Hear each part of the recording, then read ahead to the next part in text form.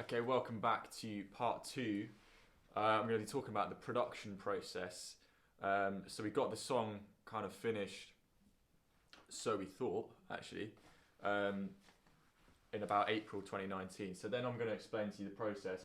Basically, I kind of was thinking, what song do I want to do for my next release? And this song came to mind because it does have a driving tempo. It's still a bit of a ballad, which is kind of familiar to me, but it's definitely a lot more punchy, and I wanted to try and show that side of what I can do.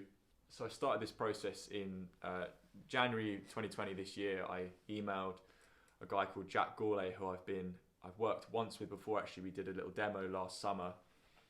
But yeah, really good guy, and he, shout out to Jack. He's really helped me with this track, I think, in terms of taking it from what I would call a real demo and then taking it to like something I feel proud of as a record that's had a bit more thought put into it. And I've learned a lot along the way actually about what processes you need to do that, in terms of really scrutinizing the song and making sure that you've really thought about everything you're doing, and it's not lazy. So we first met up in, I think, about February of this year, very end of January. The whole track took about 3 days, 3.5 days, which I would say is probably a little bit longer than I think it probably needed to. Now I know what I learned from that process, but sometimes you need to have the time to make those mistakes before you're going to learn how to do things really, really quickly. And I probably could have come in, to be honest, with a lot more of a clearer idea of what I needed to get done. And I think a top tip to any artists or emerging artists out there is pre-production, and knowing exactly what you're trying to record will save you so much time in studios instead of having to work it out while you're there. I came in with some reference tracks, and I've actually got the list here. Interestingly, so artist I was looking at is Dean Lewis. He's got a track called Be Alright, which is a huge smash, really great sounding mix as well. Lewis Capaldi, Reese Lewis, all these kind of singer-songwriter things. James Bay. A track that really is interesting I wanted was to put as a reference track was this track by Daughter called Youth, which you may have heard. Really, really nice track, which is a bit more indie. It takes a long time to get going, and it's got this kind of drum tom thing. So that was important. I wanted to try and put a bit of a nod to that. There was a track I remember Jack played me in the studio, The National, I Need My Girl, which I'd done a little cover of actually on my Instagram TV. But that's very indie and very like, he uses his low register of his voice for the whole of that song. It's just very soft and it's still really emotive. Whereas Lewis Capaldi goes for the real like high notes energy. And in this production, I've tried to sort of do both styles. And if I'm honest, sometimes I think maybe you just need to just completely commit to one style. But I still like to think you can appreciate the slightly different parts of this song, and they have slightly different influences to them. But yeah, so we really wanted to try and find the identity of the song. What is this? Is this an indie song or a pop song? And I think we did pretty well to get a bit of a balance in there. But yeah, when I first played this to Jack, I do remember him basically telling me, it's a bit, there's this 4 on the floor thing, which is like, this kick drum that sort of Mumford & Sons would do. It's a bit sort of folky, barn dancey. And I remember Jack just sort of not really vibing it, to be honest. Check this out. This is the demo I came into with Jack with. When that rush comes down, it's the hardest fight. And I think I was so desperate to get this sense of boom, boom, boom coming through my song, that I was really keen on the 4 on floor. And I do remember having like a bit of a sort of, on the first day, having this discussion with Jack whether are we going to have this 4 on the floor or not. And eventually we didn't. I recognised that it was a bit kind of boomy and needed to be tweaked. So yeah, the first thing was really looking at the drums and that sort of what sense of identity we're going to bring to this track. The length of the song, the original demo, if I look at this on this Logic project, was about 3 minutes 42, which is actually reasonably long for a track. So we decided we were going to shorten it a bit and just take out, in the build section towards the end of the track, we just halved that to take out about 20 seconds. I remember we also were thinking about the end of the track, how that ends, because it sort of was going on quite a long time.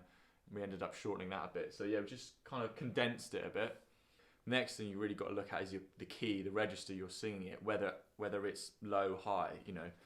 And one thing I was bearing in mind with the production was I wanted it to be right at the top of my range when I was hitting the chorus, because it came back to me thinking about what the emotion of this song is. And you know, it's not something where, you know, it's restrained and it should be all sort of, you know, it needs to sound like you're on the sort of real, you're really going for it, basically. So we made it so that the key was, so that when I was singing the chorus, it was as high as I could really hit. But yeah, so the verses are sung quite low, and then I made sure I really wanted to give it some Teddy in the choruses. So I want to show you some of the results of our first day or so. So I've showed you the initial demo. So this is day one. We actually played around the chords. Try to keep at bay, try to play the great This chord here. pretender, but there's nothing that could hold me from the truth. So we played around, just slightly making it a little bit less cliche with that third chord and that progression. You often get the majority done in the first day, and then it's tweaking things later. And I was really happy. I remember walking away thinking, I'm really happy with the way this chorus, this big instrumental chorus is sounding. Let me play it. I said you should spread your wings. We felt the same, and that maybe. Yeah, that kind of instrumentation was really working. So the core of it was done really in the first day. By day 3, we got to this point. And I know we didn't make it, but I just thought we might. So just to go back to the bigger picture, we were doing this in February of this year, nearly finished it, we're setting up another session to finish it up, and then Corona hits, and it's March, April time, and I've not quite finished it, so it's a bit annoying. So we had to do a bit of remote session work. So I actually recorded some BVs, some backing vocals here, and put a few extra guitar lines together, and just a few additional production points. And I would say that was a really actual helpful thing to do, because when you record at home, you've got unlimited time, so you can take the 90% finished track and really listen to it lots of times, find out where you want to add a few little touches, and those touches can make the little difference between, you know, a good track and a really excellent track. So I'll show you a few little things that I worked on at home. This was actually done the 31st of March by the looks of things. I've got the track up top from day 3, and then I've just added here these blue bits, or the backing vocals, and just added a few little bits. At the very start, there's this little underlying pad that I put in, which is just a sort of twinkly effect. Check this out.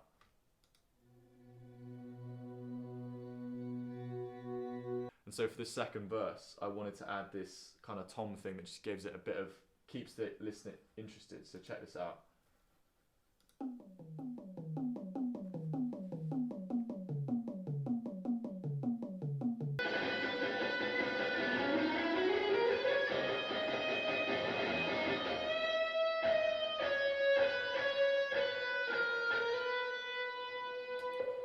But yeah, for any gearheads out there, that was just recorded DI, so that's just directly into the computer basically. So I could then take that guitar, and then Jack actually used some different sounds to make it sound better, because that's a bit of a crappy Logic one. And then yeah, I did some BVs at home as well.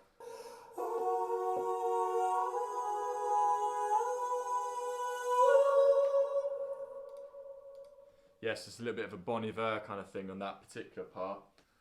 So it was a testament to that you can still work completely from different rooms, get some stuff done, recorded at home, send it over to someone else, mix it together.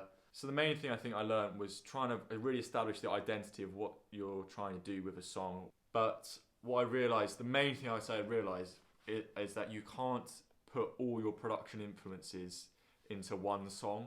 It just doesn't work like that.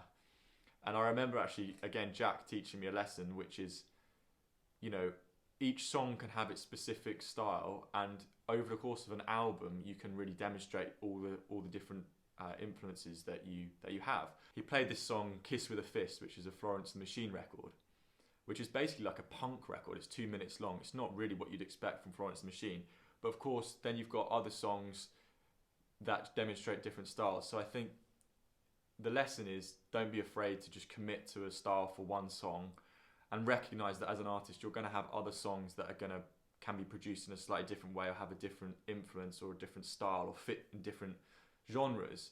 I should give a shout out as well to the last stage of the process, which happened in about May this year, I think, would have been mastering. So when you've got your final track, you send it off to a mastering engineer who just tweaks a few things, make sure it's loud enough, etc. That was done by Michael at the Mix Factory. So that was a completely online process. I sent it off to him. He's a really good guy, and he got back with me with the final version. So yeah, shout out to Jack and to Michael who helped me with the production on this one. And I hope that's given you an insight into the process and a few things that I learned along the way. And yeah, I hope you enjoy the finished result. Yeah, I'll chat to you guys soon.